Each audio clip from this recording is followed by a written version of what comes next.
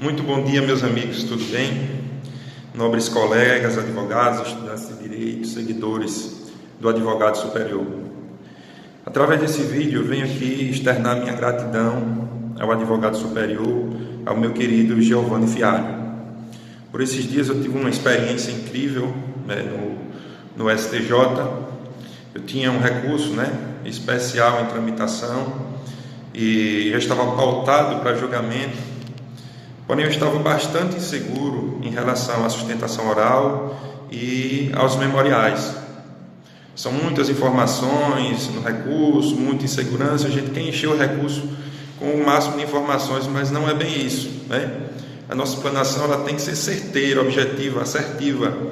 E graças às informações, instruções, experiência prática nessa seara, que o advogado superior me deu informações, orientações valiosas. Então, graças a ele, eu consegui fazer memoriais que tiveram sucesso absoluto, Tivemos o provimento por unanimidade. E eu tenho essa imensa gratidão ao advogado superior, porque foi com as informações dele que eu tive a segurança, segui o rito correto e conseguimos o êxito. Então, meu amigo, um grande abraço, sucesso nessa empreitada, estamos juntos, advogado superior. Grande abraço, fique com Deus. Então, doutora, viu aí o depoimento do doutor Jorge? Pois é, isso que ele falou e o que ele conseguiu, eu testemunhei porque tive a grata oportunidade de almoçar com ele em uma viagem que ele esteve em Brasília. E olha, o que ele conseguiu, o que ele se inspirou para fazer junto ao STJ, até com sustentação oral, foi fruto das aulas gratuitas que você também já teve acesso. Pois é, esse conteúdo gratuito das 2 primeiras aulas e que você, eu espero, já tenha assistido, não é? Se com conteúdo gratuito ele já conseguiu tanta coisa como ele trouxe, imagina o que tem além disso. Esses depoimentos são muito importantes para você perceber como é possível vencer essas crenças limitantes de que RESP é uma loteria, de que existe jurisprudência defensiva e de que você não dá conta. Dá sim, é só entender, estudar, analisar a técnica própria do recurso especial.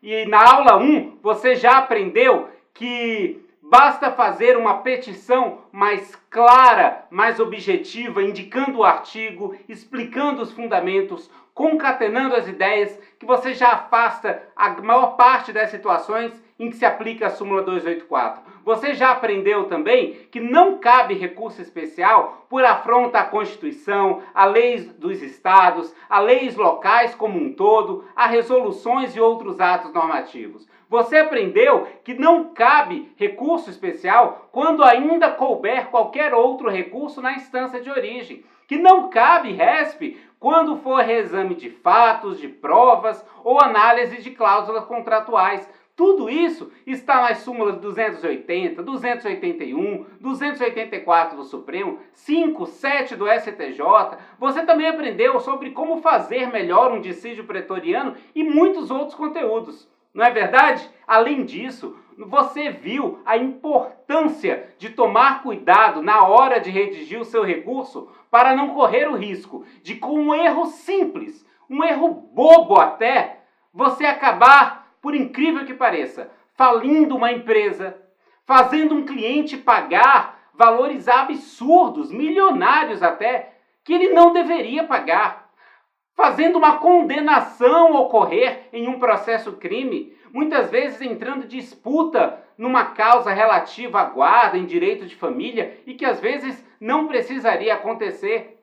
Por exemplo, numa causa criminal, não existe concessão de ofício da ordem em sede de recurso especial, diferente do que acontece em habeas corpus. Ah, e outra coisa, me mandaram várias perguntas sobre qual o efeito cível e administrativo dos advogados no caso de eventuais erros. Por exemplo, a súmula 284, que existe há mais de 60 anos, puxa, é um requisito objetivo, tem que indicar o dispositivo de lei. Se não indica e é tão objetivo, será que não cabe responsabilidade civil e administrativa do advogado, assim como ocorre na eventual perda de um prazo? Provavelmente sim. Se eu fosse cliente e meu advogado perdesse a admissibilidade do RESP por esse vício, eu entraria em juízo contra ele, talvez até alegando responsabilidade civil pela perda de uma chance. Então, fique atento, os efeitos podem ser inúmeros, sem falar, é claro, no prejuízo financeiro que você pode ter pela quantidade de dinheiro que esteja perdendo ao não conseguir ter o recurso admitido. Também no prejuízo da sua carreira, no prejuízo familiar e várias questões envolvidas ao não construir melhor a sua própria carreira. Eu sei que você não quer isso, afinal de contas, você pensa em melhorar cada vez mais, não é mesmo? Já na segunda aula, nós analisamos uma petição real, um recurso que realmente foi interposto, com as partes desidentificadas, mas vimos os erros e acertos, e você aprendeu de forma fidedigna com um caso, e tenho certeza que tirou muitas lições. E olha, só com essa análise real, eu já recebi depoimentos de advogados e advogadas que corrigiram recursos porque estavam, durante esta semana, com prazo para interposição nas suas respectivas causas, e eles conseguiram corrigir para apresentar o recurso melhor, mais adequado e sem a chance de ter a incidência de súmulas por erros bobos. Então, é claro que o conteúdo gratuito já ajudou muitas pessoas, muitos advogados e advogadas, assim como ajudou lá no início o Dr. George em um outro momento. E é isso que eu quero que você pare. Peraí, mas você ainda não assistiu? Então para tudo. Se você está me acompanhando e não assistiu, não vai entender o que eu vou falar daqui para frente. Para, volta, assiste a aula 1, assiste a aula 2, que você vai entender todas as ideias e vai então depois retornar para cá e seguiremos juntos, tá ok? Porque de agora em diante nós vamos tratar de um conteúdo muito mais profundo e de uma análise que vai te ensinar o verdadeiro segredo, o caminho para você ter mais segurança na admissibilidade do seu recurso. Eu diria até o caminho das pedras. Qual é, afinal, o caminho para você ter mais segurança na interposição do seu recurso especial? Ou o famoso caminho das pedras. É sobre isso que eu vou falar nesta aula. Então, para você ter mais segurança na interposição do seu recurso especial, o famoso caminho das pedras, nós precisamos lembrar dos requisitos de admissibilidade de qualquer espécie recursal. Sejam eles extrínsecos ou intrínsecos, e isso não é novidade para você. Nós estamos analisando o CPC, mas também precisamos analisar outras leis. No caso do RESP, analisamos especificamente a Constituição. Tanto é que encontra guarida lá no artigo 105, inciso 3. Compete ao STJ e aí vai a análise do recurso especial. Traz também a Constituição uma análise muito parecida quanto ao recurso extraordinário para o Supremo. Mas no nosso caso, vamos nos ater ao RESP. Estamos nos atendo ao longo das aulas desta semana. Perceba que no caso do RESP, já falamos sobre isso, trata-se de um recurso com fundamentação vinculada. Por se tratar de fundamentação vinculada, os requisitos são muito mais específicos. Alguns outros recursos do nosso ordenamento jurídico também têm essa fundamentação vinculada. O próprio extraordinário para o Supremo, os embargos de declaração que só podem ser opostos quando a decisão embargada for omissa, contraditória, obscura ou possuir erro material, mas são hipóteses muito pequenas nos embargos. No recurso especial, em face da forma como a Constituição coloca as hipóteses específicas de interposição, fica mais destrinchado, fica mais limitado. Por isso que coube ao Supremo e ao STJ trazer mais informações. Então, o caminho das pedras vai ser por meio de um checklist. Eu preparei para você um checklist onde você vai poder acompanhar e verificar cada requisito do recurso especial. E você vai ver que são muito mais do que aqueles lá do CPC. Agora, lembre-se, o que está aqui não afasta o que está lá no Código de Processo. Eu até nem coloquei aqui aquelas questões gerais lá do código, porque aquelas são válidas para todos os recursos. Eu não seria redundante. Eu trouxe aqui só as questões específicas. Então lembre-se de observar aqueles aspectos. Olha, não vamos falar sobre legitimidade, interesse recursal, especificamente sobre o RESP. Então, você vai passar a acompanhar na minha tela o checklist que eu elaborei. E, tem uma coisa, você não só vai passar a elaborar, você também vai receber esse checklist em PDF para ter no momento em que quiser acompanhar, no momento em que quiser consultar para orientar a elaboração dos seus próximos recursos especiais, porque eu quero te ajudar, quero democratizar o acesso à jurisdição superior. Vamos lá, então, entender um pouquinho disso aqui. Então, você já está acompanhando na sua tela esse checklist para fazer um RESP perfeito. E você tem aí alguns requisitos que são mais tranquilos, por exemplo, o prazo, 15 dias úteis. Agora, por que eu chamei atenção para o prazo? Porque a comprovação do feriado local tem que ser no ato da interposição. Não adianta comprovação posterior, nem invocar o artigo 932 do CPC, qualquer coisa nesse sentido. O STJ já pacificou essa questão. Lembre-se de custas. Olha, será que o seu recurso tem necessidade de ratificar razões recursais? Está lá, súmula 579 do STJ. Lei federal, não cabe RESP por afronta a qualquer coisa que não seja lei federal, inclusive súmula do próprio STJ, súmula 280 do Supremo e súmula 518 do STJ. Contra a decisão de origem, lá do tribunal que você está recorrendo, o acórdão, é cabível agravo interno? Contra a decisão de origem, são cabíveis embargos infringentes, principalmente na esfera penal? Foram infirmados todos os fundamentos do acórdão recorrido? Se não, olha só, vai incidir na súmula 283. O texto, a redação que você elaborou, está clara, limpa, congruente? Súmula 284, não vai incidir nela. Olha, preste atenção, essa é a primeira hipótese da súmula 284. O próximo item, foi indicado, você indicou permissivo constitucional? Se não, vai incidir também na hipótese 2 da 284.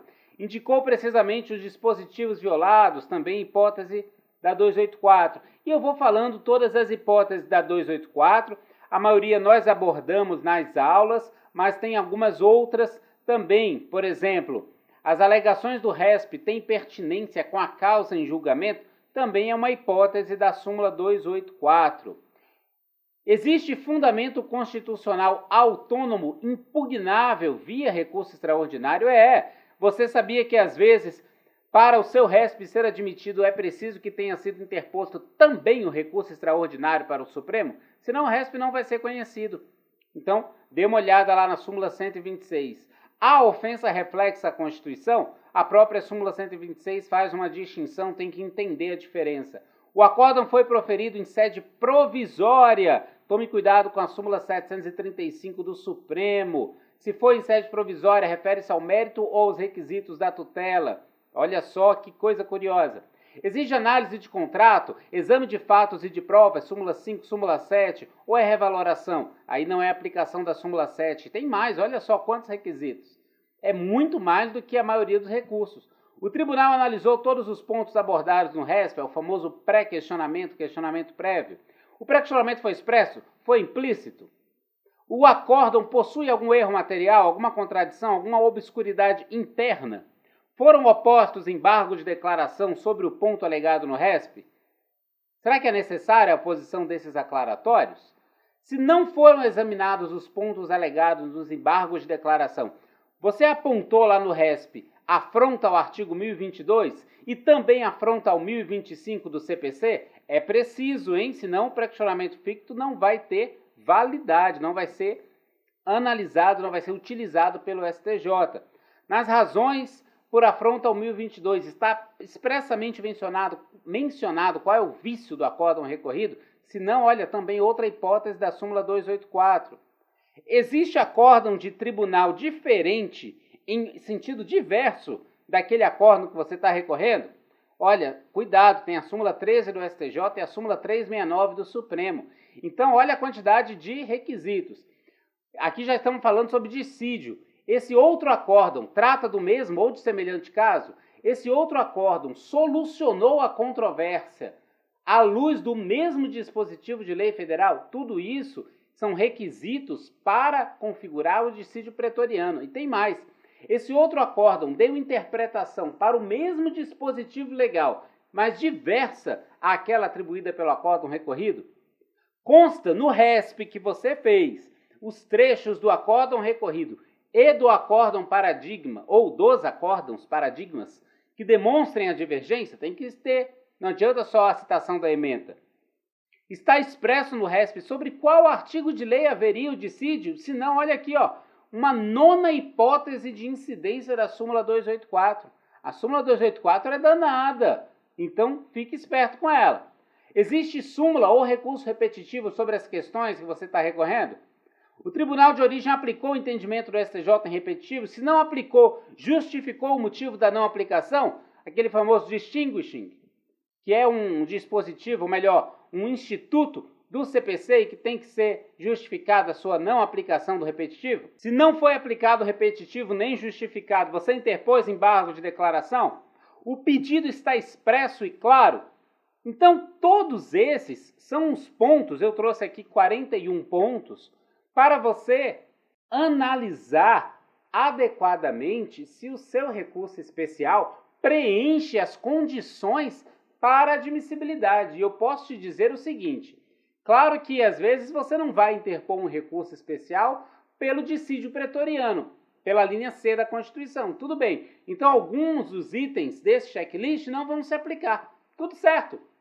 Mas a maioria vai, a grande maioria. Súmula 280, 281, 126, 283, 284, custas de preparo, olha, estou sendo até redundante, prazo e por aí vai. Então tome muito cuidado. Só a súmula 284, nossa, como ela pega recursos, porque ela tem muitas hipóteses de incidência. Se você não tomar cuidado na redação clara, limpa, objetiva, vai incidir nela ou de um jeito ou de outro. Então esse checklist foi feito exatamente para você ter no seu computador ou então imprimir e sempre que for fazer um RESP acompanhar. Fiz isso, fiz aquilo, fiz aquilo outro. Puxa vida, não fiz. Será que eu posso corrigir ainda? Tem alguns dos itens que não são na hora de elaborar o recurso. Para questionamento, por exemplo, ou a interposição de recurso para esgotamento da instância, são muito antes da interposição do RESP. Você tem que ter estratégia processual para saber o que fazer no momento oportuno. Se você perdeu a chance de interpor o recurso competente lá na origem, mesmo que você interponha o RESP, talvez ele não vai ser conhecido. Então você tem que ter uma visão ampla, uma visão íntegra de todo o processo civil, principalmente da estrutura recursal brasileira. Por isso que é importante sim, eu estou te dando um material muito válido, eu acredito que não exista no país outra pessoa, outro material sobre isso. Se você conhece, pode me indicar, que vai ser muito rico também trocar experiência com alguém que faça isso, mas eu não conheço. E se você conhece um outro material, pode me dizer também. Mas isso aqui está te trazendo de forma detalhada os requisitos de acordo com o que o STJ exige, de quem está lá há mais de 10 anos fazendo essa análise. Então, por favor, imprima, aproveite e faça sempre essa análise. E perceba também que essas súmulas estão aqui, eu fiz questão de colocar por que cada uma dessas etapas, para que você não corra o risco de achar que são sem justificativa. Então eu coloquei o motivo da maioria com base nas súmulas e na jurisprudência do STJ e do Supremo. E assim você tem um guia, certo, para verificar se a sua petição de RESP atende aos requisitos da jurisprudência. Se não atende a esses requisitos, sinto muito, provavelmente o seu recurso não vai ser conhecido. E só de olhar essa lista, você com certeza já deve ter pensado, nossa, eu achava que era muito mais simples. Eu sei, você provavelmente já pensou isso. Por pensar assim, é que você imaginava que a admissibilidade era uma loteria, mas não é uma técnica. E por ser uma técnica, é que é importante conhecer, estudar e saber o que se quer. Lembra do que eu comentei na aula anterior? Que advogar em primeira e segunda instância é como estar aqui, neste nível, e não tem nenhum problema. Só que advogar no STJ é estar aqui. E estar num patamar superior é excelente. Para estar aqui, você tem que desenvolver uma nova mentalidade. E é sobre isso que eu quero falar com você. Então, percebeu como são múltiplas as hipóteses que levam à não admissibilidade de um recurso? Pois é, esses requisitos e regras estão muito além do CPC e da Constituição, porque eles são frutos da interpretação conferida pela jurisprudência, também na construção que a jurisprudência fez ao longo de anos, ou melhor, de décadas, porque algumas têm 5, 6 décadas. Essas construções fortalecem a ideia de que não é só uma jurisprudência, aspas, defensiva, como muito se apregoa. É por essas e outras razões que eu faço questão de explicar no curso O RESP Perfeito tudo que o STJ entende na prática, cada requisito de admissibilidade e também controvérsias que existem sim. Por exemplo, quais os requisitos para o STJ entender que houve omissão lá no acórdão recorrido? A afronta ao artigo 1022. Será que é necessário ter mais de um elemento? Quais são esses elementos? Como eles devem ser indicados no RESP? A súmula 284. Quais são todas as reais hipóteses de aplicação desse enunciado do Supremo? Como que é realmente a súmula 283? A súmula 283, ela é uma aplicação imediata ou ela pode ter várias acepções, já que tem os chamados capítulos da sentença? Agora, imagine você perder uma causa, não ter um recurso admitido simplesmente por cometer um erro bobo. Você gostaria de ter um recurso não conhecido, não admitido, por insistir em um erro e que lá na instância originária, numa apelação, num agravo de instrumento, é até não considerado erro. Pelo contrário, sua petição é correta, mas aqui, no STJ, em recurso especial, sinto muito, o seu RESP não vai ser conhecido. Você quer continuar assim, sendo um advogado, uma advogada, que pode ser muito bem sucedido em primeira e segunda instância, mas que para falar em um nível superior, você tem que mudar a forma de ver o processo, a forma de pensar a atividade jurisdicional. E é isso que eu venho falando. Imagine você perder a oportunidade de mostrar um dissídio pretoriano entre tribunais de estados diferentes, simplesmente porque você não soube demonstrar como esse dissídio ocorre. E é claro que ele é uma das hipóteses, porque está lá no artigo 105, inciso 3, a linha C da Constituição. Mas como demonstrar exatamente esse dissídio? Quais são as etapas para a construção da chamada divergência jurisprudencial? Você gostaria de mostrar precisamente quando tem essa divergência e com isso talvez ganhar a causa ou ao menos, no mínimo, ter admitido seu recurso especial?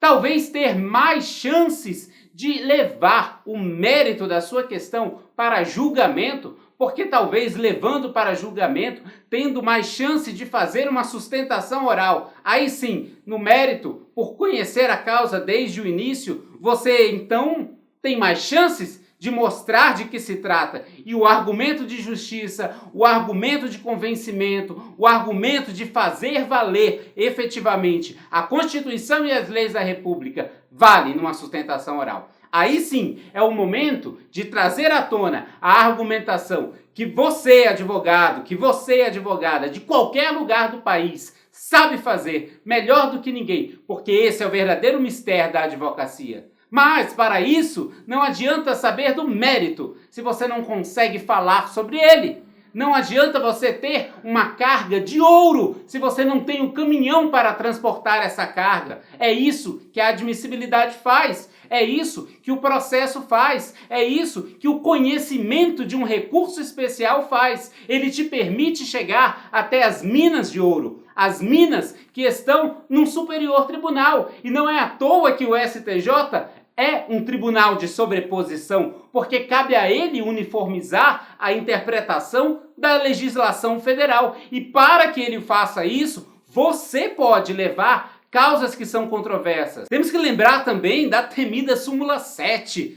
Não, a súmula 7 não é tão temida. Tem várias formas de contorná-la e de mostrar que não é reexame de provas, e sim revaloração. Como fazer essa revaloração? Como mostrar também para o STJ que houve o pré-questionamento e como conduzir o tribunal de origem para pré-questionar da melhor forma possível, sendo o pré-questionamento ficto, expresso ou implícito. Afinal de contas, quanto vale para você ter acesso a informações que realmente valem ouro? Quanto vale para você receber honorários em causas cujo mérito você sabe que tem razão, em cujo mérito você sabe que levando até uma sustentação oral você tem muita chance de reverter a causa, mas que você não consegue? E se você conseguisse? Quanto vale para você sair da absurda estatística de em média 88% dos RESPs não serem nem admitidos? Quanto vale para você? Talvez pagar 20, 30, 40 mil reais em um escritório especializado em jurisdição superior? Tão especializado assim que 88% dos RESPs continuam a não ser conhecidos? E eles, olha lá, fazem obrigação de meio, não se responsabilizam por mais nada. Quantos escritórios desses eu já vi cobrarem esses valores, cifras absurdas, e olha, a maioria dos recursos também não é conhecido. E por a maioria dos advogados que contratam esses especializados, entre aspas, não conhecerem, eles dizem, pois é porque o STJ inventa desculpas para não conhecer do recurso. Eles não são especializados, eles simplesmente dominaram uma linguagem que, sinceramente, você ainda não domina. E é por isso que ele te fala coisas que você não tem como retrucar. E é isso que eu quero te mostrar. Como entender melhor do que o pouco que eles sabem, para você fazer por si mesmo, por si mesma, muito mais do que eles prometem e não fazem. Nos próximos dias você terá a oportunidade de ter acesso a informações realmente valiosas, de maneira sistematizada, didática, segredos nunca revelados e muito mais profundos do que aqueles que você acessou durante esta semana. Ok, agora que nós já percebemos que tem 3 tipos de pré-questionamento, você deve estar se perguntando em que momento eu tenho que pensar no pré-questionamento. E essa pergunta eu acho que é talvez a mais importante de todo o conteúdo. Se você tem dúvidas sobre o princípio da dialeticidade, essa foi a maneira mais simples e mais lúdica que eu encontrei para sanear suas dúvidas e você entender de uma vez por todas a aplicação da súmula 182 do STJ. Especial. Por isso, não adianta nada a análise do recurso especial, porque mesmo que analisado e eventualmente provido, seria só quanto a esses pontos, devido à vinculação, a fundamentação vinculada.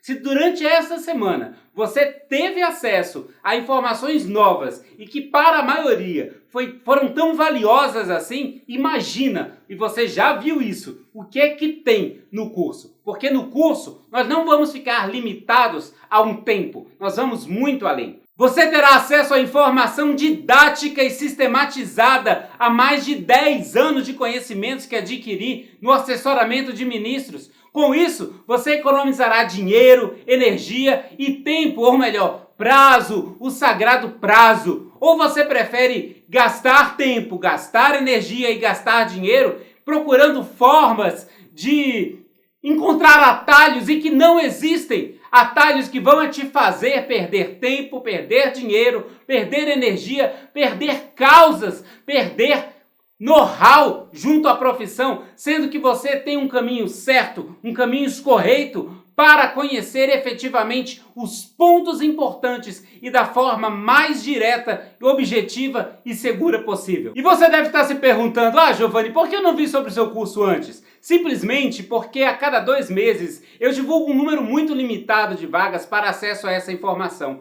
E no próximo vídeo você vai ter essa oportunidade, porém por um curto espaço de tempo. Da última vez, as vagas se encerraram em menos de 24 horas. Então, preste atenção!